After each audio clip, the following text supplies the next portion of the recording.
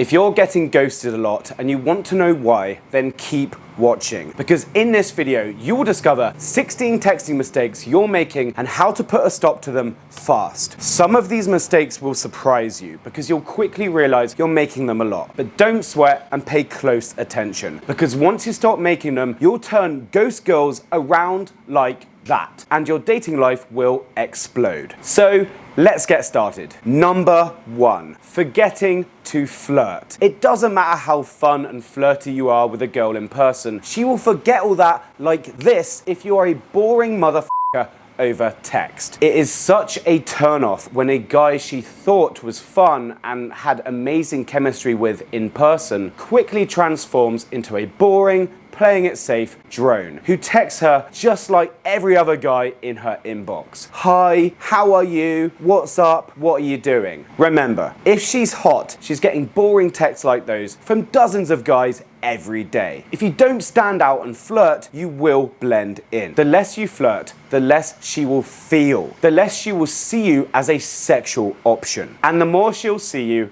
as a friend. Don't be a drone in a friend zone, be a flirt in the zone. Number 2, fixing her problems. Never get sucked into talking over her problems, like drama with her friends or problems at her work. It is not your responsibility to fix her mood or fix her problems. Do not become her shoulder to cry on. Nice guys think this wins them gold stars, and when they get enough gold stars, the pussy gates will open. What they fail to realize is it does the exact opposite. It welds the gates shut and opens up a very different door, the friend zone door. This door has a sea of problems behind it for the nice guy to fix. Problems that usually include her relationships with boys. So remember, unless you want to be in the friend zone, she's not looking for you to fix her problems. She's looking for you to be her escape, to joke, flirt, and seduce her into meeting up with you. Let her friends deal with her bullshit so you can deal with her. And if she does try to unload on you,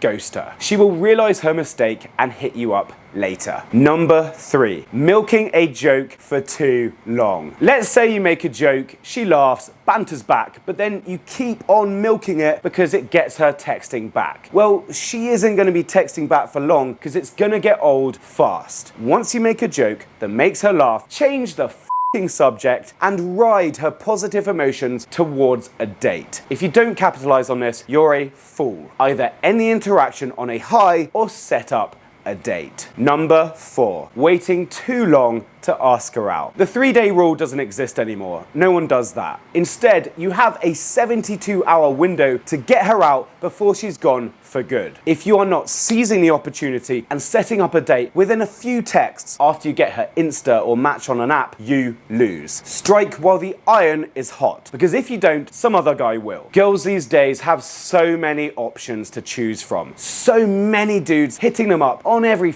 platform you can imagine. She's not going to wait around for you because you have chemistry. Her feelings will be quickly forgotten if you fail to get her out. If 72 hours pass and you're still just chatting, you're done. Number 5, sending unwarranted selfies. Okay, so you've been down the gym, you had a good workout, and you think she'd appreciate a mirror selfie. Think again. If you're not sexting or she hasn't asked for it, she doesn't want it. Sending any kind of selfie out of the blue with no context to the current conversation is pathetic. It's trashy and instantly screams low-value male in desperate need of attention and validation. High-value males simply don't do this. I mean, what do you seriously expect her to say? Oh my god, you're so hot, I want to f*** your brains out right now. What's your address?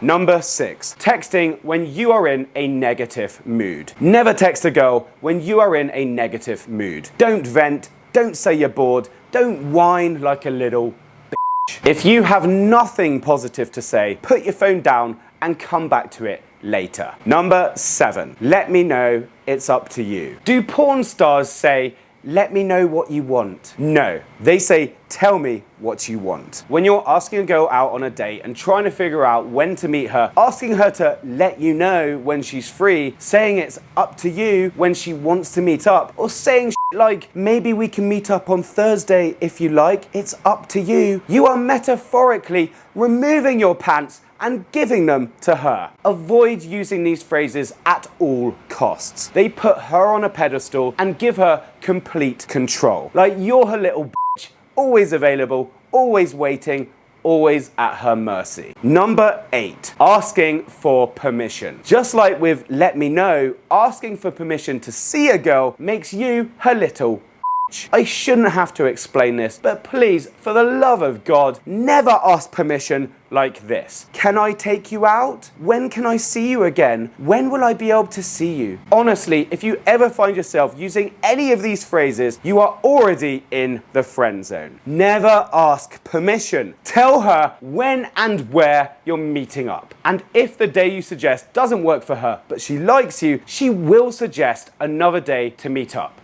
Done. Number 9, asking if she can still make the date. On the day of the date, low value males will make the fatal mistake of asking if she can still make it. For example, hey, are we still on for tonight? This instantly sets you up for failure because it gives her an easy opportunity to back out last minute. Why would you do that to yourself? If you send a text like that, don't be surprised if she changes her mind and flakes simply because you asked her if she can still make it. High value guys never ask. They nudge girls about the date. For example, get excited for tonight, see you at 7, don't be late. Number 10, making her the center of your attention. It becomes pretty clear, pretty fast to a girl that she has all your attention, all your investment, you have no other options and nothing better going on in your life other than her. This becomes obvious when you're always available, always texting back, and hitting her up constantly throughout the day. Even if she's your girlfriend, texting should be kept to a minimum. It's easy to lose a girl you're dating by giving her too much attention and smothering her with questions, boring updates on your day, and constant attempts to force her into conversation. Good morning, did you sleep well? What are you doing? How was work? I miss you, and blah, blah,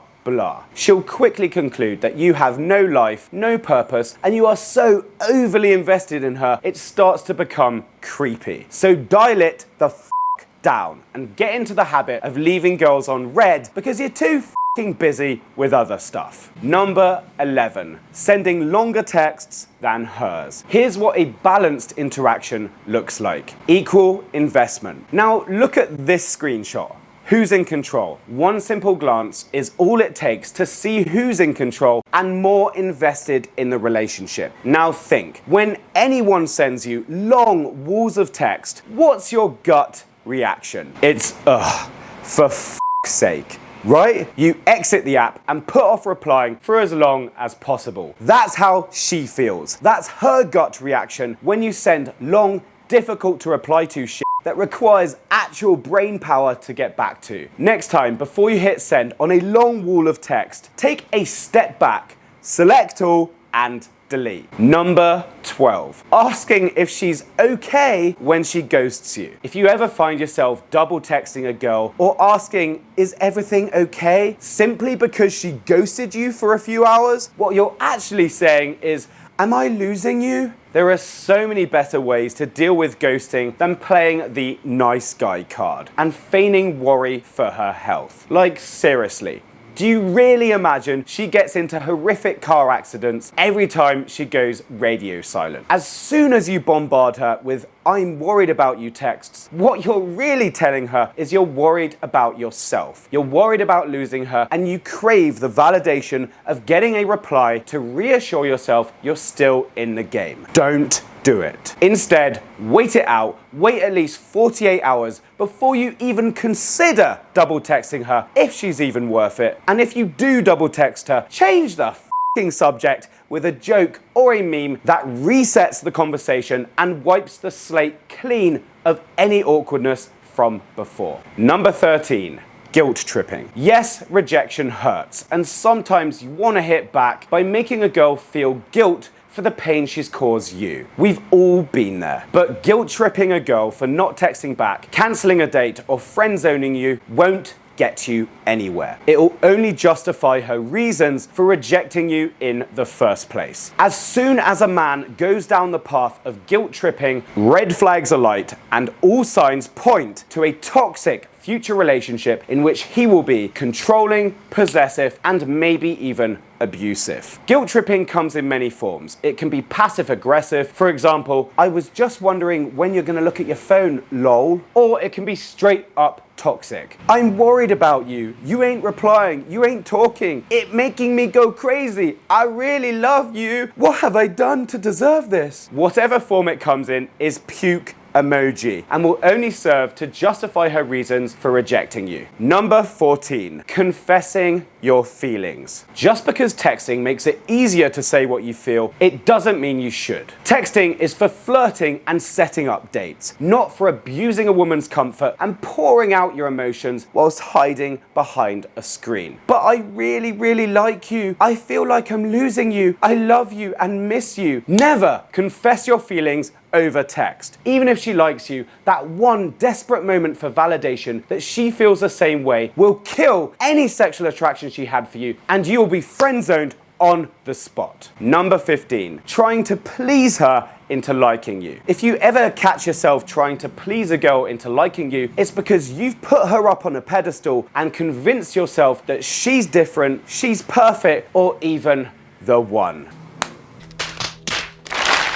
You fear losing her, and you've already imagined a future with her. Walking hand in hand down the street, showing her off to your friends, and spending Sunday mornings cuddled up in bed watching Netflix. You become so invested in this future with her, you don't dare risk doing anything that could jeopardize it. So rather than flirting, you shrink into nice guy mode. You suck up to her, constantly compliment her, fake agree with her points of view. For example, she likes cats, you hate cats, but you tell her you love cats too. And you give her a constant stream of positive niceness with good morning, hope you have a great day, hope you sleep well texts, and do everything you can to please her into liking you. Women are repelled by this. There's no mystery, anticipation, or sexual tension. Just plain, boring niceness on free flow. That's why it's crucial you nuke this nice guy behavior into oblivion and make room for a man with options. Number 16, you don't have options. All the mistakes I've mentioned are easily avoided